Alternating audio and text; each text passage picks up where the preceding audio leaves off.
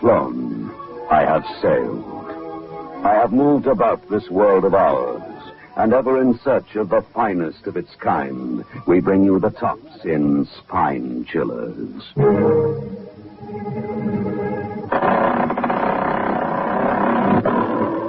The Creaking Door.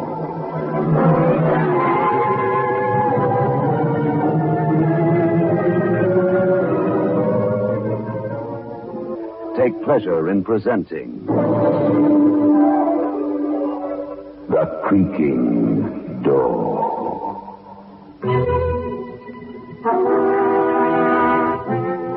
Good evening, friends of The Creaking Door. The Creaking Door is open, so do come in. We've got some rather interesting specimens on view here.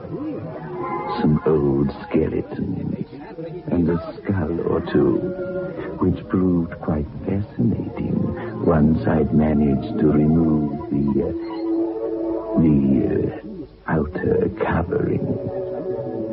Come to think of it, one of those skulls looks just like yours.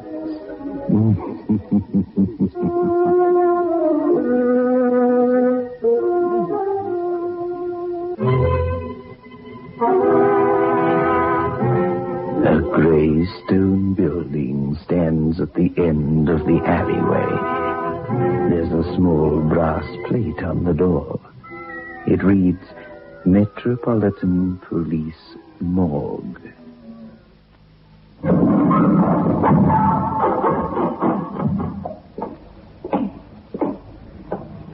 You don't miss much, do you, Tom? I mustn't miss anything, Willie, if I'm going to keep my job as a crime reporter.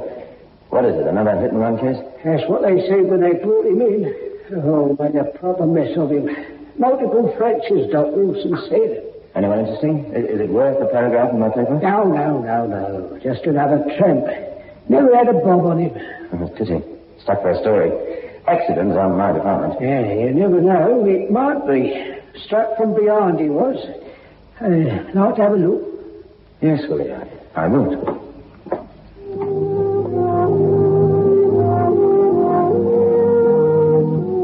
Although I'd been in that large, cold room many times, unlike Willie, I never felt completely at ease.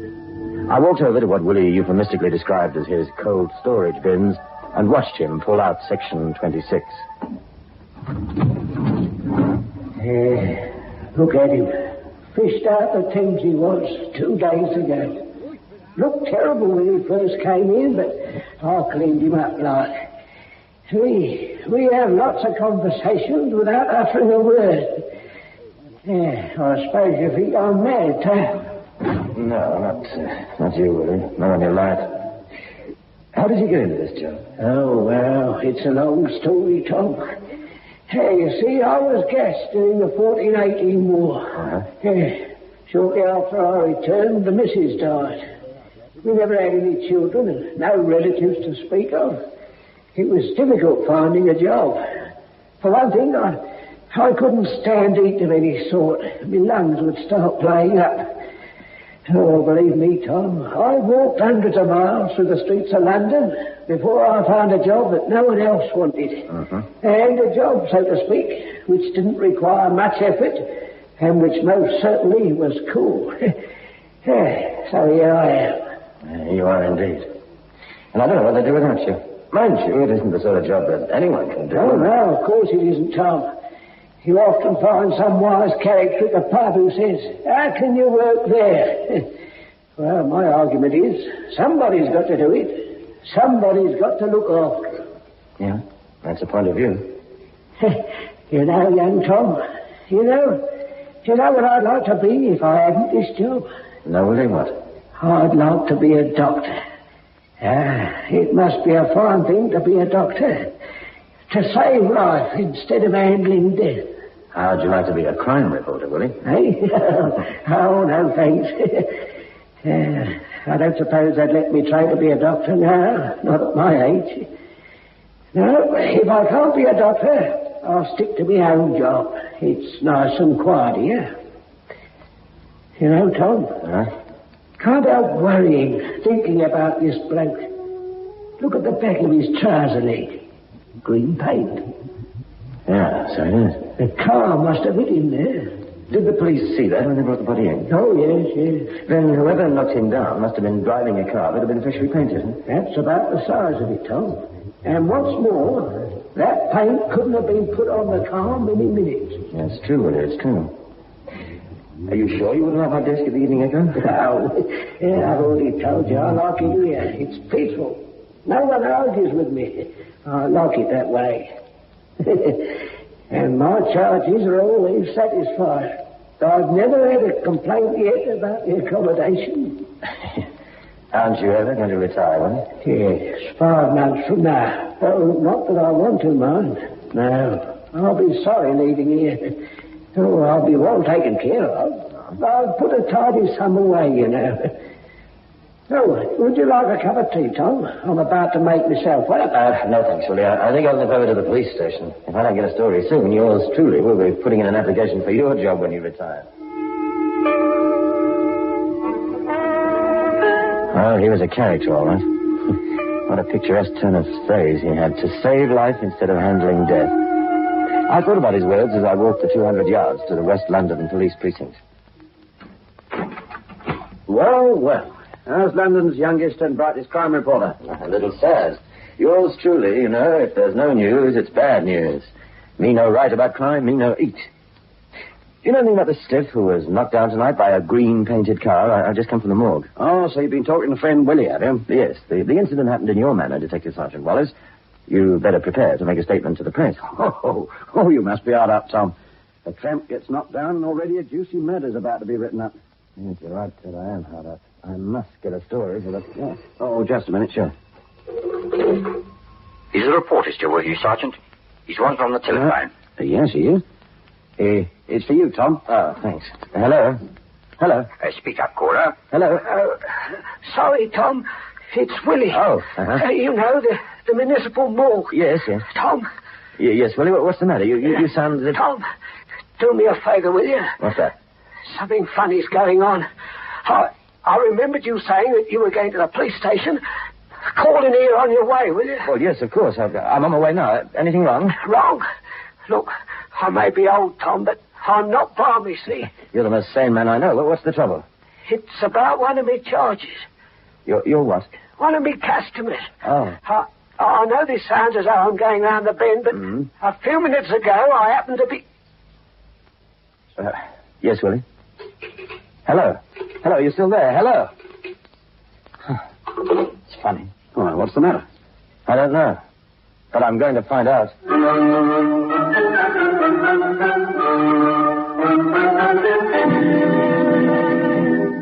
It could have been anything. The telephone line going dead. 70-year-old Willie getting so absent-minded as to forget to finish the telephone conversation. As I say, it could have been anything. But I wasn't prepared for what it really was. I got to the front door, and I knocked. I waited. I knew that Willie kept the gate locked always. Said with that soft, kindly grin of his that he didn't want anyone to come messing around with his charges. No answer. I knocked again.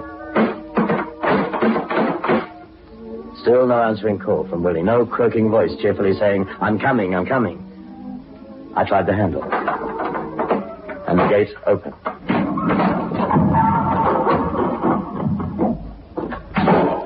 Willie! Willie! My voice echoed through the building. Still no answering shout. As I entered the morgue itself, with its long line of refrigerated cabinets all in a neat row as if awaiting my inspection, I had my first clutch of fear.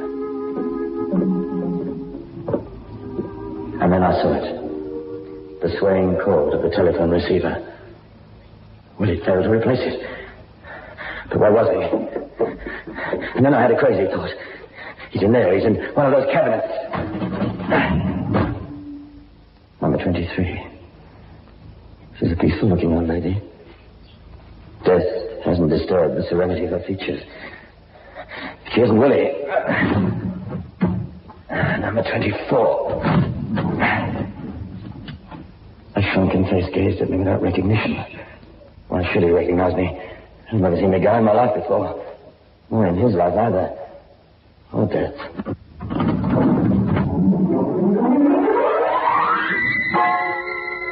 I was going nuts. The old boy must have gone out for a packet of fags or something. But then why should he telephone me at the police station? Why the swinging pendulum of the telephone receiver? What the... Who's there? Willie! Willie, stop playing hide and seek! Willie! No answer. The morgue was as silent as the cadavers it accommodated. Silent, did I say? Willie, stop gagging, Willie. My nerves aren't so good. You sent for me. You said you wanted help. Come on, wherever you're hiding.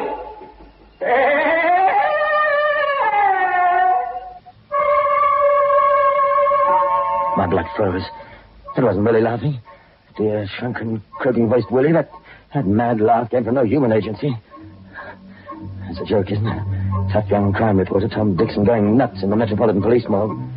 Now it had become an obsession. Willie had to be in the place. Willie was in grave danger. Willie was... Well, where was he?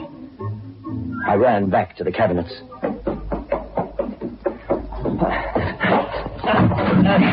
Not you, old chap. Sorry to disturb you. It's your Willie. Where are you, Willie? Where are you? I'm being accommodated in refrigerating cabinet number 28. Now, of course, you don't recognize me as you're lying there. How could you? You're dead.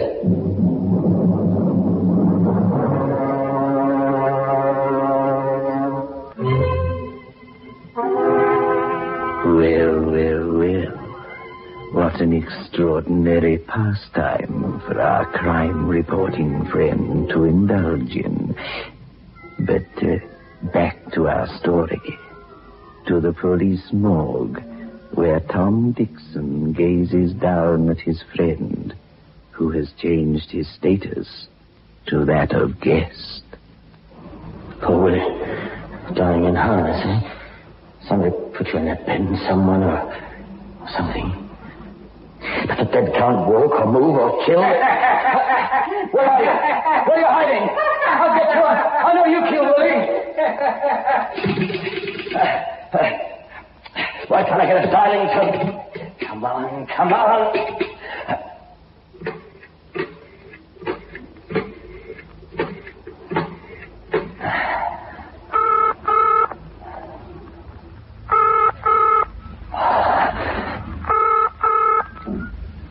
West London CID, Sergeant Wallace speaking. Ted, thank goodness you're there. I'm speaking from the morgue. Look, Tom, if you're following up the ep39 story, you'll get nothing at the morgue. We've taken a sample of the paint from the tramp's trousers. No, it could be a stolen car. You don't understand. It's Willie. Willie? Yes. Oh, you mean old man Dalton? Yes. Oh, what about him? He's there, isn't he? He's here, all right. He's no longer in charge. He's one of the charges. Yeah, look. Are you drunk? No. What are you talking about? I'm trying to tell you. I've just found him. Refrigerator cabinet number 28, reserved for corpses awaiting autopsy or identification. We won't need an autopsy to discover how Willie died. He was murdered. The back of his head bashed in. Yeah, what are you saying? You mad? Lying in a... Yes. Now, look, Tom, if this is a joke or a newspaper... Do I sound as if I'm joking? You better go under quickly. I'm not joking, Ted. I'm scared. I'm scared out of my wits. Maybe I've lost him already. My wits, though. Well, maybe that's what he wants, whoever it is listening to me now. He wants my fear to drive me away from here. Keep hold of yourself. I'll be right over. All right. Did you hear that? Whoever or whatever you are, that was my friend, Sergeant Ted Wallace of the CID. In a couple of minutes, he'll be here. Ted and a couple of constables. You can't escape that again, you, huh? No windows. Everything's air conditioned. There's only one way for you to get out of this morgue, and that's through that door. Well, that should have to pass me, eh? Well, go on. Why don't you laugh, eh? Go on, laugh. I know you're hiding out on those cabinets. Laugh, you rotten, filthy murderer. Go on, scare me.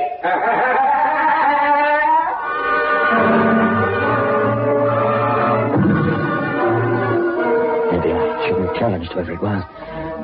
Scared.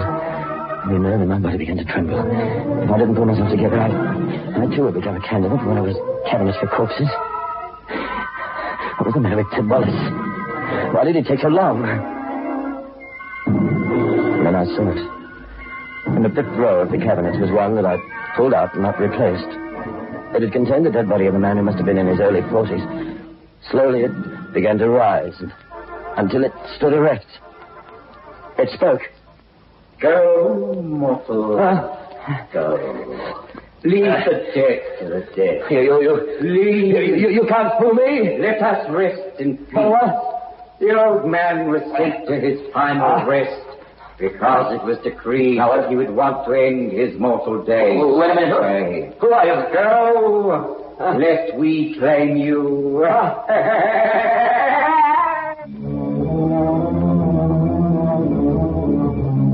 It was all crazy. I'm sure it was. But I became crazy, too. I could take it no more. Who was I to be the avenger of Willie's death? The sentinel guarding the gates of death. I ran. I'm a coward. I don't care. Let the police do their own death work. Where are you going, Tom? Here, take it easy, old man. Thank heavens you're here. I'm sorry, Ted. I can't get hold of myself. Have you brought anyone with you? Yes, of course. 2 constables. Keep them here by the gate. There's something or someone in there. Have you been taken? Drinking. I've come over here because you told me that... Willie, dear old Willie, is lying in one of those cabinets. Yeah, that's what you said, cabinet 28. Well, come on, show me. Tell them that those 2 cops. Tell them not to move from the gate. Yes, all right. Anything for a quiet death. Oh, sorry, Tom. I know that wasn't funny. Yeah. Is he really dead? Willie, I mean.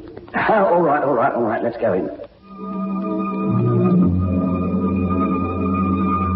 As we walked towards the cabinets, my feet felt like tons of lead. I could see Ted looking at me out of the corner of his eye, wondering if I'd brought him out on a hoax, that I was drunk, or worse. Cabinet 28. Yeah. You said he was murdered. Head bashed him. What were you running away from? I knew a ghost and a killer scaring the wits out of me. Well, killer, ghost, you've got company. I've got the law with me. Why don't you laugh now, you rotten swine? Yeah, listen, Tom. I'm telephoning an ambulance. You're going to hospital. Well, maybe we'll both go to the hospital before we leave here tonight. Maybe we'd better book our accommodation here. Well, why don't you laugh at that ghost? Yeah, leave the ghost for a moment. Where's Willie? You don't understand. Somebody walked out of that cabinet. Oh, one of the corpses? Yes. Laugh as much as you like. There he is. 5 months to go before he was to say goodbye to his dead, and now death has claimed him permanently. Yeah. Stop searching the place with your eyes like that, will you? You make me nervous. I'm making you nervous. You haven't heard anything. Wait till our friend starts making with his laugh. All right. You satisfied that Willie's dead, eh? Yeah, I am. Let's look at that scar. You see? Yeah. Do you think a ghost did that? I think we'd better all go back to the station. I'll keep these... Are you crazy? You can't do that. What about the killer or whatever it is? He's here, hiding somewhere. Yes, I know. It was a corpse that stood up. Yes, Ted. You've hit the nail on the head. It was a corpse that wasn't a corpse. No? Someone who was supposed to be dead. Someone who had to get out of here because... Yes, they had to get out of here before they commenced an autopsy on his live body. Yes. Is that right? Is that why you killed Willie? Come on, Ted. What now? The 5th row. Come on, quick. This is it. That's what? No identification tag. This cabinet was supposed to be empty. And yet I saw a corpse stand up and frighten... Quick, back to the other one. All right. Now, look. There's supposed to be a corpse in this cabinet, but not the corpse of Willie Dalton. It says Arthur Hudson awaiting burial. Yeah. Well, now. Yes, now, just a minute. Let me open this. Yeah. And that's poor Willie, eh? Yeah. His shirt's off. One shoe, and that's when I must have interrupted the killer. And I thought it was a ghost. But don't you see, Ted? The undertakers would have arrived, and poor Willie would have been buried as Arthur Hudson. Yes, and that means... That means the corpse that frightened me out of my wits was Mr. Hudson, who isn't a corpse. Yeah. Now, look here, Tom. This sounds crazy. Now, look, Ted. Even before I started getting scared, I couldn't search the mold properly because I daren't go too far from the entrance or the exit, if you like. But now that our 2 friends are at the gate, we're going to search this place until we find friend Hudson. There's nothing here, Tom. He must have changed his hiding place when I ran like a scared rabbit. He must be in... Yes, he must be in one of those refrigerating cabinets. What, you mean being a corpse for the second time? That's it. We're going to get you. You'll swing for this. Nothing there. Let's try the next one. Not there. What about this one? Yeah. Well, I'll be... Quite a bloom on your cheeks for a dead man. Get up, corpse. Get up, chiller. Have you got him? Yes, here he is. He looks pretty, doesn't he, with his eyes closed? Yeah, careful, Tommy. Maybe... Yeah, we'll soon see. All I've got to do is press his nostrils together like this. If he stares, he won't mind. Like that. Stand up, ghost. Poor corpse. It's very cold, isn't it, without your clothes on? I'll bet you 100 to 1 this swine didn't bother about his fingerprints. Willie would be missing, not dead. He was killed 10 minutes before the morgue was due to shut for the night. Stop him! Hold on, Constable. They've got him. Well, is your name Arthur Hudson? I'm arresting you for the murder of... I'm cold. I'm shivering. Oh, cold, are you? I thought Ghost didn't feel the cold. Please, blanket or something that should arrive in the drugstore. Please, I'll catch my death of cold. Oh, you'll catch his death of cold.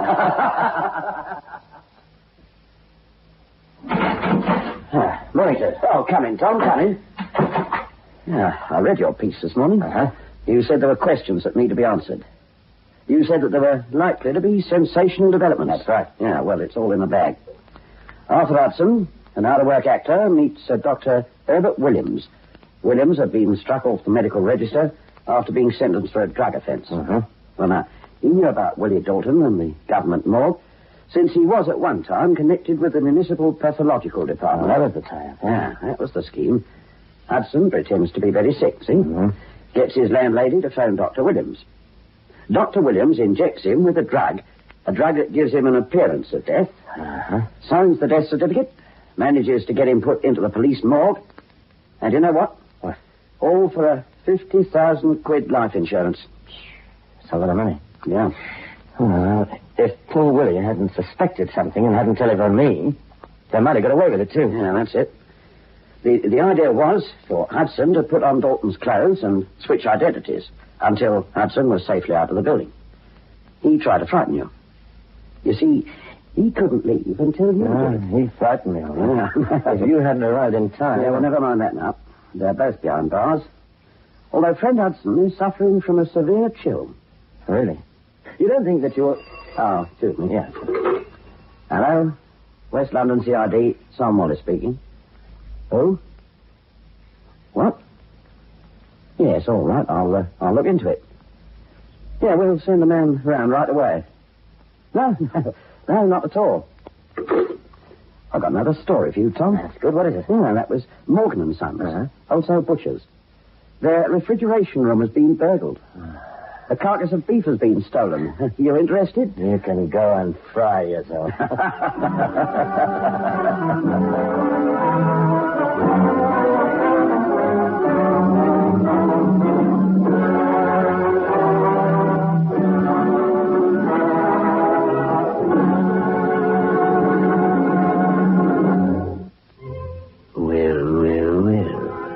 What a chilling experience for our young crime reporter. And as for that man Hudson, fancy giving poor old Willie Dalton such a cold reception. Actually, I don't think Mr. Hudson planned things very well, do you? The plan didn't have a ghost of a chance.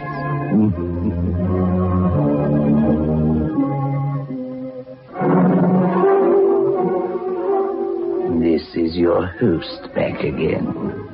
Just a reminder of our rendezvous next week. Where are we going? Through the creaking door, of course. Invite you to listen next Saturday at 9 o'clock, when they will again present